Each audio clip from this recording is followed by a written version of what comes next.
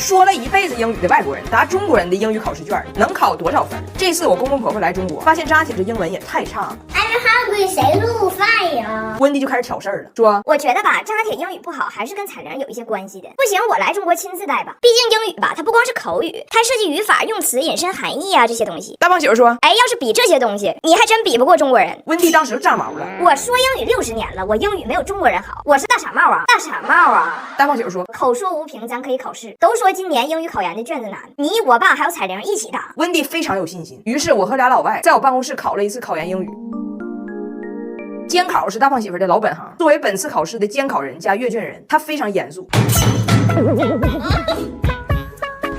Papers down for the test start.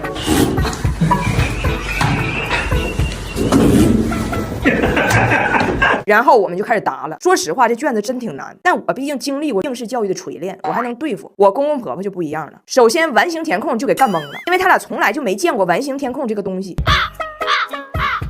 温迪说，这文章说一半非空出一块让我选，那 ABCD 我看都行啊。大胖媳妇说，你如果瞎选，那这文章就看不懂它是啥意思了。温迪说，你一个文章留20个空，谁能看明白它是啥意思？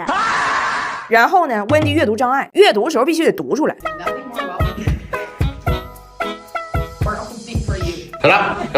温迪越读越费劲，直接给他家最有文化的小女儿妮蔻打求助电话。时间紧迫，上来就问妮蔻，所以我们能从文章第5段了解什么信息？妮蔻说，那文章第5段讲了啥呀？温迪说，我要是看明白了，我问你呀。温迪越来越绝望，开始想抄袭，但是他不抄说英语的布莱恩，他抄我的。温迪还在坚持，布莱恩答20分钟之后，非说自己要上厕所，憋不住了。大胖媳妇都训斥他爸，一考试你就拉，你纯是个考拉。幸亏监考老师多个心眼，出去看了一眼，发现他爸考半道自己打车回家弃考了，人家考拉跑了。当时看他俩那样，我就知道我第一应该是稳了。第一可不是白得的，我们考试也是有奖品的。第1名的奖品我早就挑好了，就是我一直在用的修丽可色修精华里边的特研褪红配方，先观肌肤红敏总开关，再抑制7大泛红因子，什么泛红它都管得了。超千人褪红测试认证的效果，爱泛红的敏肌1瓶它就够了。经过阅卷老师的仔细批阅，分出来了，温迪19分，布莱恩32分，我以71分的成绩夺冠。我挺震惊，我说那温迪怎么能比考拉低呢？考拉都没考完呢。大胖媳妇说，我妈也真是个大傻帽，时间不够了，蒙阅读理解是按照 ABCD 蒙的。B C D A 0。人家我爸考拉起码还知道蒙题都得蒙一个答案，人全蒙的 B。 Wendy, back to you. 32. 那天满分多少分呀？100分。这外国人英语还不听我呀？让不让你俩报个吧学去了，报个吧学去了。这外国人学汉语吧，还真得加点小头，光凭热情容易挨打。大胖媳妇因为跟我爸学了一句汉语，觉得学到了就要多用，结果把人家搬家公司给骂了，差点挨顿刑。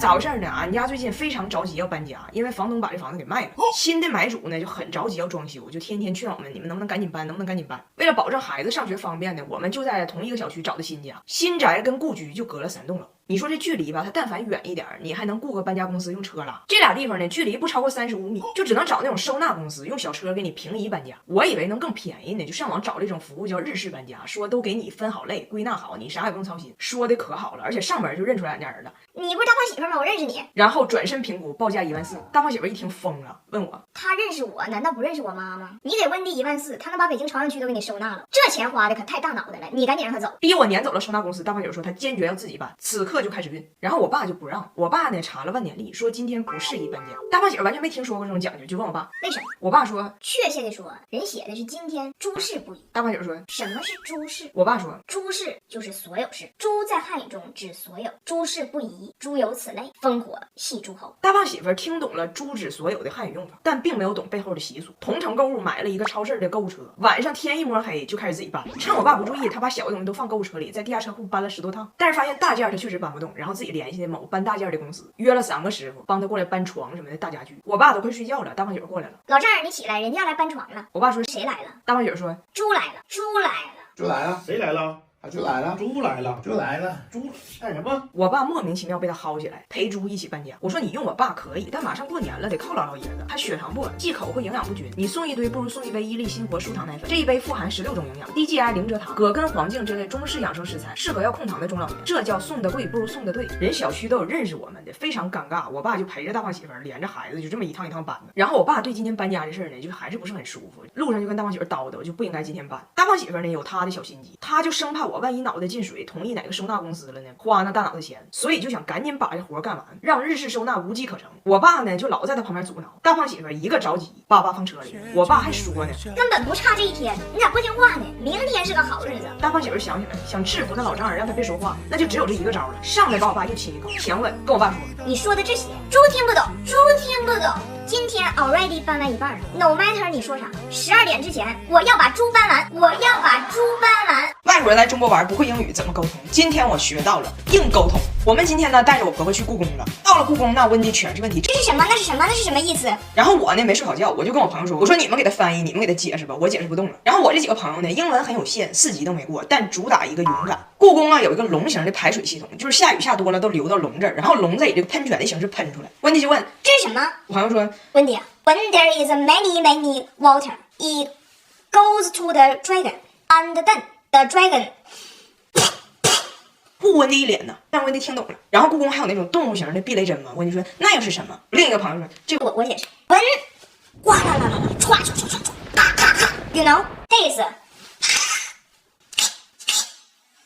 温迪说啊，避雷针。也听懂了。然后游完故宫我还说，我说温迪今天我就不太舒服，不好意思没给你翻译。温迪说我都听懂了，反正我觉得你吧有时候就自己操心，老往自己身上揽活。比如你跟我儿子啊，我都看出来了，就你老给他翻译，他就啥也听不懂。你越翻译他就听不懂。哎，你就不翻译，我就不信他沟通不了。我这排水系统和避雷针，最后我不也听懂了吗？你要放松，你要相信，地球没你照样转。你越操心，你活越多。然后第二天我们出门，我跟大胖雪在车里，他就跟我说，你跟司机说停下，我上厕所。我说我就不翻译，他没办法就跟司机说 ，sorry， 我上厕所。师傅说你憋10分钟，10分钟到了。大胖雪又跟我说你跟他说我等不了。我说我不说，给他急的，坐在副驾驶上跟师傅说 I can't 憋，我的上厕所不是，我的上厕所是哗。师傅听懂了 ，you must 憋啊，这个老外 out of control 了 ，out of control 了。We will 到了。然后我就发现了，其实温迪说的很有道理。就以前我认为这种事就必须我来翻译，我来滚，但实际上你说没有我，也就硬沟通也都整明白了。我要不翻译，他可能也就学汉语了。那天跟我说，你别老觉得这家没有你孩子活不了了，你就出去喝酒去，出去蹦迪去。今晚我给你管孩子，我跟你说，你出门的时候还哭，你都没到1楼呢，还把你忘了，没事儿。然后我就真去了。我走的时候，我爸还说，哎呀妈呀，当妈了，这裙子穿太短了。温迪。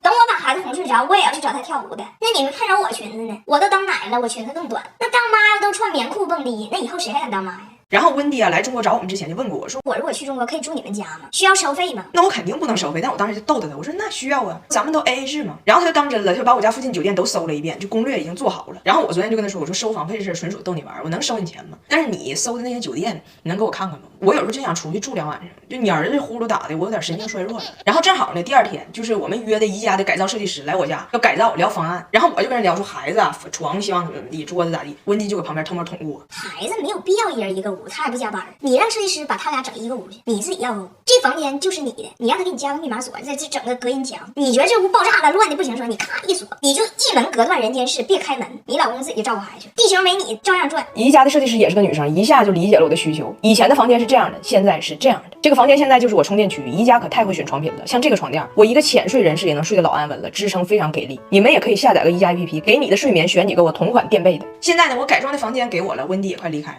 我躺在这个房间哈，我就想跟大家说，所有的女生，尤其是妈妈，都应该告诉自己，地球没你照样转。因为这房间的主意是我婆婆怂恿我这么做的嘛。我婆婆呢和所有人一样，有优点也有缺点，但是我很感激她，就是她确实慢慢在教会我一个事儿，就是人啥时候都要学会爱自己。